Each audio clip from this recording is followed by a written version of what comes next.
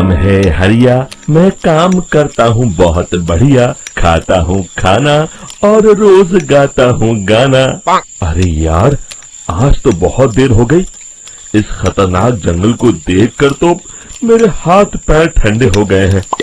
अगर मैं वक्त पर गांव नहीं पहुंचा तो मालिक बहुत नाराज हो जाएंगे। तभी हरिया को एक आवाज सुनाई देती है। सुनिए हरु जी। अरे, ये आवाज किसने दी? तभी हरिया को सामने कुछ दूर एक औरत खड़ी दिखाई देती है। अरे भाई, ये औरत अकेली इतनी रात को इस जंगल में क्या कर रही है? चलकर पूछना पड़ेगा। फिर हरिया अपनी बैलगाड़ी उस औरत के सामने लाकर रोक देता है और उससे पूछता है। अरे सुनिए, आप इतनी रात को इस खतरनाक जंगल में अकेली क्या कर रही हैं?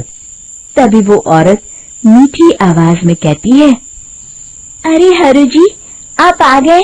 मैं कब से आपका इंतजार कर रही थी। वैसे तो यहाँ से काफी लोग गुजर चुके हैं, लेकिन मैं खास आपका इंतजार कर रही थी। अच्छा, तुम सच कह रही हो?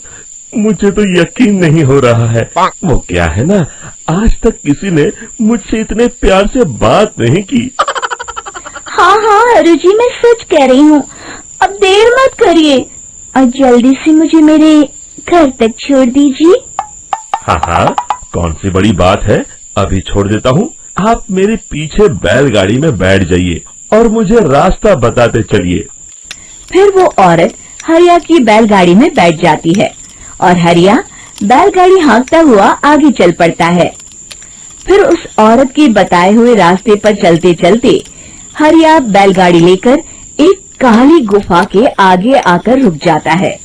हरिया उस औरत से पूछता है, हाँ देवी जी, आपका घर कहाँ है?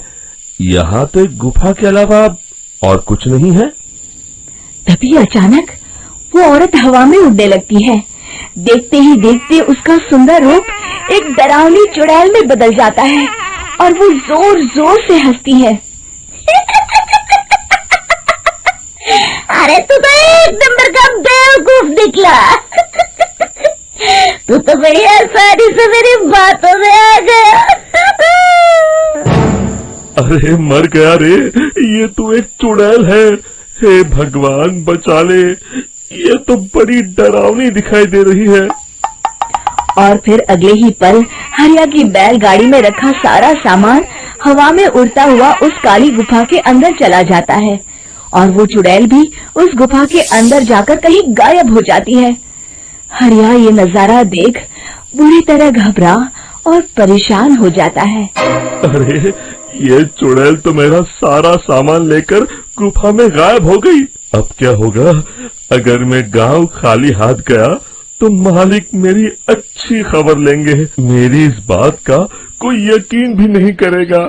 फिर आखिर वही हुआ। हरिया के मालिक चंपक सेठ को हरिया की किसी भी बात पर रत्ती भर भी यकीन नहीं हुआ। चंपक सेठ को लगा हरिया झूठ बोल रहा है और उसने ही लालच में आकर सारा सामान हड़प कर लिया है। फिर हरिया को बेईमान समझकर चंपक सेठ उसे काम से निकाल देता है। अगले दिन अपनी दुकान में परेशान बैठा चंपक सेठ गुस्से में बड़बड़ाता है। अरे, दुकान में तो सामान बिल्कुल भी नहीं है। अब मुझे ही शहर जाकर सामान लाना होगा। फिर वो अपनी बैलगाड़ी लेकर शहर चला जाता है। शहर से सामान लेकर जब चंपक सेठ वापस गांव लौट रहा होता है, तभी उसे एक आवाज सुनाई देती है। चंपक जी, ओ चंपक जी। अरे, ये तो कोई मेरा नाम लेकर मुझे पुकार रहा है। फिर उस रास्ते में वही औरत खड़ी दिखाई देती है। फिर क्या था, हरिया की तरह चंपक सेठ भी उस औरत के पास अपनी बैलगाड़ी लेकर जाता है और वो भी उसकी चिकनी चुपड़ी बातों के मुंह जाल में फंस जाता है। फिर चुड़ैल उसे भी अपनी गुफा तक ले जाती है और उसका सारा सामान लेकर गुफा में गायब हो जाती है। बेचारा चंपक सेठ लाचार होकर खाली हाथ गांव लौट आता है। फिर ये उस जंगल में रोज की बात हो जाती है। जो कोई भी शहर से कुछ लेकर गांव की तरफ लौटता, वो चुड़ैल उसे बेवकूफ बनाकर उसका सारा सामान लेकर गुफा में गायब हो जाती। एक दिन हरिया एक लकड़हारे को उसी जंगल की तरफ जाते हुए देखता है। फिर हरिया उसे रोकते हुए कहता है, अरे भाई, क्यों अपनी मौत को दावत दे रहे हो? मेरी बात मानो, आगे जंगल में मत जाओ, वहाँ एक बड़ी भयानक चुड़ैल रहती है। लकड़हारा हरिया की बातों को नजरअंदाज करते हुए कहता है, अरे भाई, मुझे पहले ही बहुत देर हो चुकी है, मुझे जाने दो भाई। शाम तक लकड़ियाँ काट कर शहर के बाजार में बेचना है। तुम अपनी ये कहानी किसी फुर्सत में बैठे इंसान को सुनाओ, मैं तो चला। इतना कहकर लकड़हारा वहाँ से आगे जंगल की तरफ चला जाता है। फिर अगले दिन गांव के मुखिया के घर के बाहर बहुत सारे लोग जमा हो जाते हैं।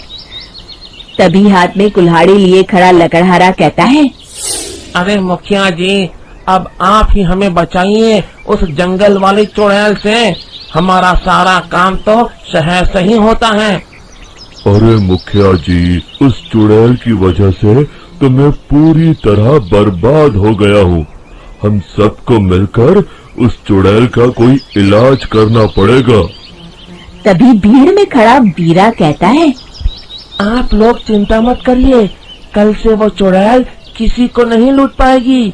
मेरे पास एक बहुत अच्छी तरकीब है। तभी चंपक सेठ उसका मजाक उड़ाते हुए कहता है, अरे तेरा नाम वीरा है तो क्या हुआ? तूने अभी उस चुड़ैल को देखा नहीं है? जाकर अपना काम कर, बड़ा आया। तब मुखिया जी कहते हैं, नहीं नहीं चंपक सेठ, मुझे लगता है हमें इस लड़के को एक मौका देना चाहिए। फिर सभी गांव वाले मुखिया जी की बातों से सहमत हो जाते हैं और वीरा शाम को एक बैलगाड़ी में कुछ सामान लादकर उस जंगल की ओर चल देता है। वीरा, ओ वीरा, कहाँ जा रहा है? तभी वीरा मुड़ के देखता है, वही चुड़ैल एक औरत के रूप में खड़ी है। अरे बहन जी, मैं आपको ही ढूंढ रहा था। देखिए, मैं आपके लिए क्या लाया हूँ। है? अरे वाह, तो खुद मेरे लिए इतना सामान लाया है। तू ही अकेला गांव में समझदार है। जरा देखो, मैं भी खोल के, बड़ी भूख लगी है।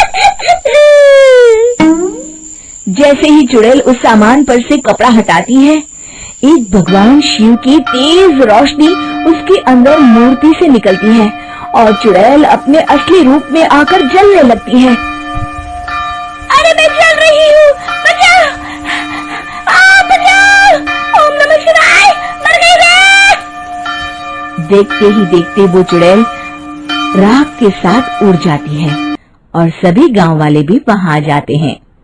शिक्षा बुराई पे सदा अच्छाई की ही जीत होती है।